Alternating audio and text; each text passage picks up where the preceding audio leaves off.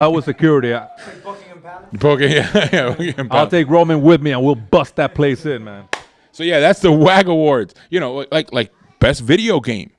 You know, that's a real award show. It mixes all that stuff that you see on other award shows. How about this? How about he does best break-in, huh?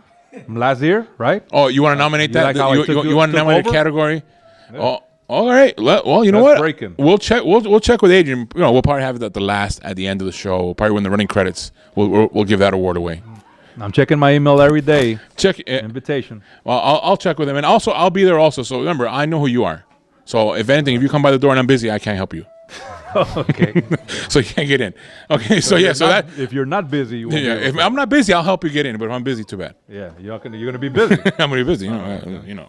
And it's just going to be a WAC Awards. That's going to be next weekend, July 22nd, at the Jada Coles. We're going to broadcast it live on 24/7 Miami. We're going to have it on the Facebook page and have video. We're going to have it also on the Fan Freaks page that they run. We're going to be broadcasting it there, so you can check out the WAG Awards here on 24/7 Miami. Also, we will be having 24/7 Miami's fourth annual fantasy football league with all of our hosts. We're gonna have a fantasy football league where everyone participates. We all have a team. We compete, and at the end we get a title. So yeah, we have championship. We have everything. We follow it. You can follow us. We're gonna have a live show of that here on 24/7 Miami Radio. So you're gonna have all your hosts in studio picking football players, drafts, and football. So folks, now. Another thing let's mention on 24/7 Miami Radio, we have on Now Trending, we have a partnership with Susan G. Komen where we will be at one of the very big fundraisers for them this year for the marathon they're going to have. We will be there for that 24/7. We'll be broadcasting live from that event. So so stay tuned to the Now Trending to get more information on the 24/7 Miami's and Now Trending's partnership with the Susan G. Komen Foundation. So yes, that's here on 24/7 Miami Radio. I'm 24/7 Lou, and now let's get back into the studio with the man himself, Captain Bogey. All right, guys, welcome back here to episode 3 of The Fuel Show. So, let's talk a little bit about what Roman does with The Roman Show. So he has information in his About page. We are a sports blog, talk internet radio show, broadcast every Tuesday, 10 p.m. to provide you with the insides of professional wrestling with special guests. And let me tell you guys, special guests, he has abundance. You definitely need to catch the YouTube page of The Roman Show to see all those videos that he has. The Roman Show features high-profile guests in MMA, wrestling, sports, and entertainment. So, question here is, how did you come up with the name of your show and the concept of what you were going to cover? How did that come about in 2011? One of my role models is Howard Stern. So Stern Show. So why not use my last name and do the same thing? So that's where I got it from, Howard Stern.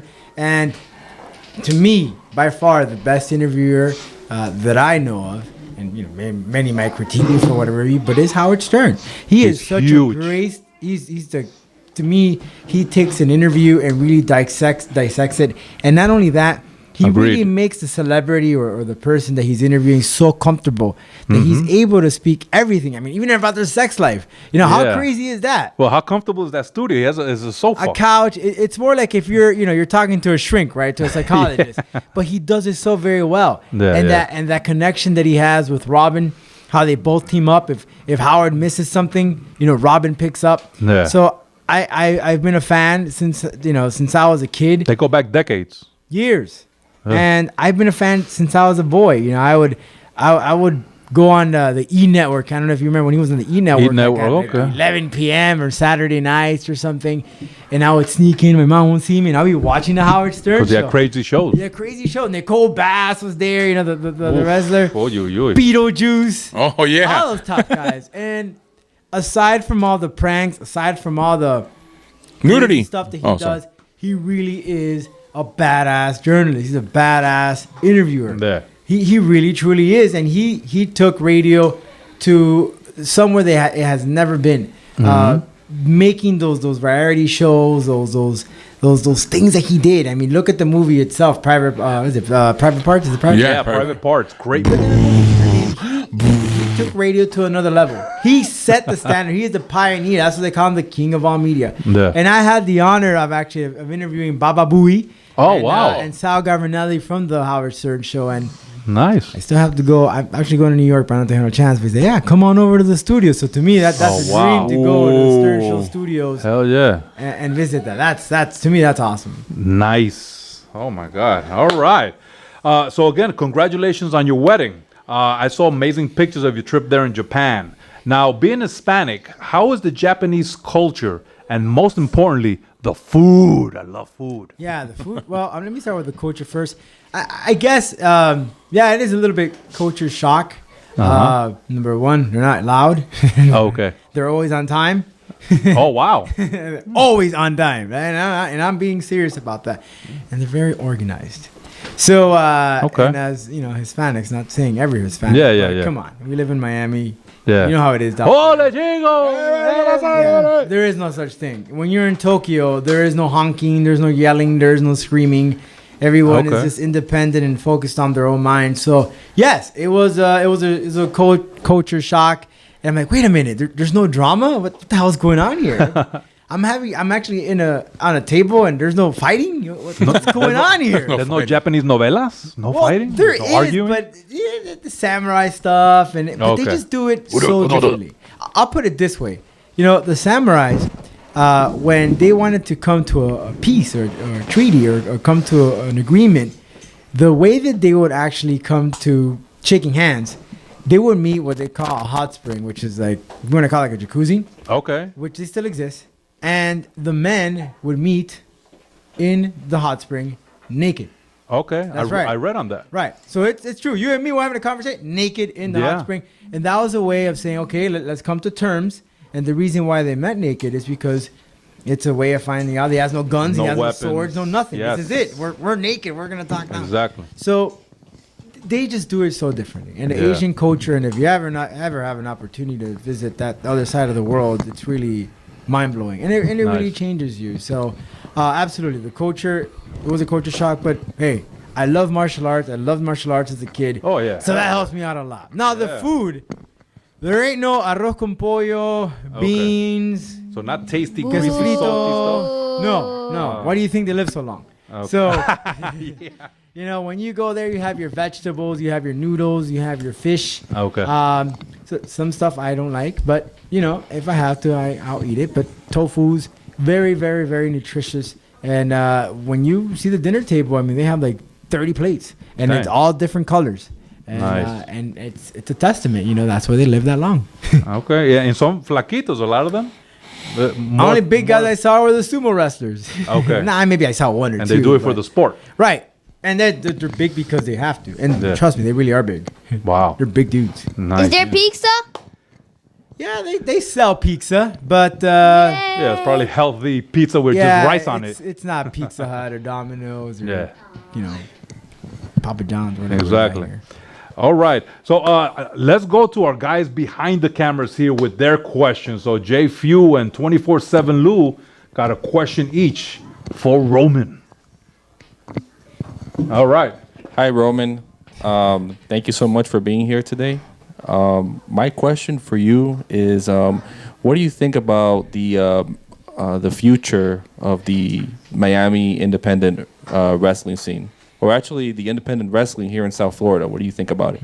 That's a very good question, and I think it's a hard question. But I think that I should have included in the F5. I've never seen so many promotions all at once. You're having promotions run, which is good. I'm not.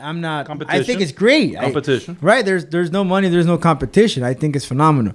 I think, however, the issue that we have is that we're seeing the same faces in the other promotion. So if I'm a person who's gonna buy tickets. It's like, why am I gonna go there if I already saw that guy there? Why? So, I think it's good, but it's also a little bit challenging for the fan. So balance. Yeah, but I think it's in a good route. But I think that they should focus more on the local talent.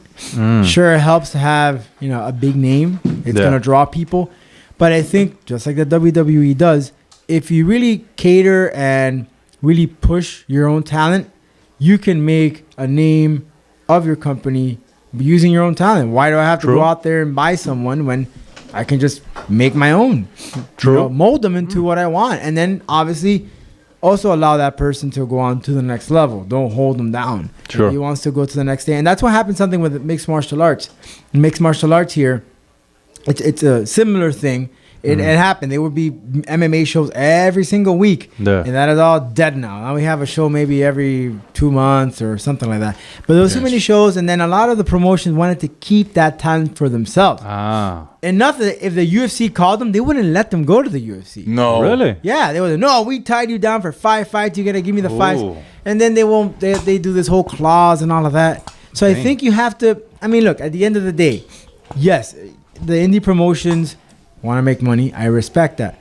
But at the same time, be that launching pad. You know, be that one where everyone wants to be a part of, because I know that if I'm in that promotion, it's going to get me to NXT. It's going to get me to GFW and those other promotions. So why not be that person or that promotion that's going to get you to the next level? Okay. Nice. Good question there. But I think it's good. I think it's in a good wave. Good. All right, so 24/7 Lou, your question for Roman. My question is, where do you see the Roman show and you yourself? Because I know while we also do a show here also, and these things can grow from one way to another, where the show can go one way and you are doing other things. Where do you see the Roman show and yourself in 5 years? Nice. Well, you know, it's funny how I started the Roman show. I'll never forget my first show. I did it from my bed. Wow. Can we do the next episode like that? I was bored. I just recorded myself. But I listen. I think the Roman show has accomplished good things. We have close to 3 million views on YouTube. I want to never forget. Cool. Think of that. We've interviewed great names. Yes. We've been featured many times on WrestleZone, MMA Junkie. But I think our biggest accomplishment is we've been featured on TMZ. That's super cool. Really? On 3 occasions. Okay. Just last year, actually, we were featured on TMZ, and we came out on Fox.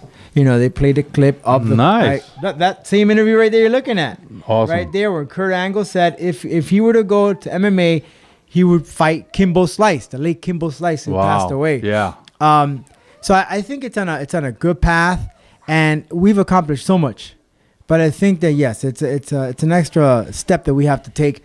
But unfortunately, in Miami, pro wrestling, mixed martial arts, combat sports, there's not much of a. We know how the sports fans are here in Miami. I mean, we just had the Major League Baseball All-Star Game. They had a huge parade, and according to some of the reports, no one showed up. So that just shows you how sadly our sports fans are here. Okay. We are a football town. And even so, even if the Dolphins are having a miserable season, people don't show up. I mean, that's just how it is. It's sad, but true, just Metallica says. But I think we've done our way of expanding, not just Miami, but not just the United States, but globally. When we go out and travel, say in Mexico or in Japan or in Thailand, I feature those guests that I go and I communicate with those individuals. Cool. Because I bring something to Miami, to the States, that they probably don't even know. Sure. When I was over in Thailand, I was able to interview some of the fighters, the Muay Thai fighters have over 300 fights. They were able to tell me the history of how people, 5, 6 years old, little boys, little girls, start training Muay Thai. Wow. It's like they're spoon-fed this sport. And I think that's what we're leading to. And not just pro wrestling, not just MMA, but everything, whether it be culture, whether it be music, everything. And as funny as it may sound, sports, there's always a tie with sports, food, music, or entertainment. There always is a link. Or politics, there's always a link. Just today I interviewed a fighter who's from Venezuela. And we all know what's going on in Venezuela. Yeah. There's a political turmoil going on with the political regime. And I was able to get his feedback, of course, talking about MMA, but also what's it like being a mixed martial artist who came from that country and lived and saw or have seen those miserable images that we see on TV. Yeah. So what is our next goal? Keep going forward, expand, and I think we're headed on the right path. And I mean, that's what we keep pushing it. We have I don't know how many hours of interviews. I don't know how many people we've interviewed. I honestly haven't lost count. I don't even know, to be honest. But hey, you know, if you keep at it, you should come up with a list, man. So you can throw it out there just but it's literally overwhelming. I'll tell you this, I'll never forget. My first big guest was Diamond Dallas Page. Wow. Nice. That was our big woo. You know, those are big guys, and it takes time, but you earn that respect. It's really, I think that's where I would like to take the Roman shows to, and it's getting there, I think, to get that respect. Exactly. You know, get that respect. All right. Well, I'm getting the wrap up signal here, but I got to throw this one more question in. Time is flying. What's going on, man? All right. Well, I guess we're having too much fun here. Yeah. So this last one here is huge fight that's coming down the pike. Floyd Money Mayweather versus Conor McGregor. Ooh. So I'm not a huge boxing or UFC MMA fan, but let me tell you something. This encounter here, what's going on, has excited. I'm really excited about it. So they had this 4-city world tour: LA, Toronto, New York, and London. Don't mention Brooklyn. It was a mess. No, don't mention Brooklyn. That was one of the biggest ones. You kidding me?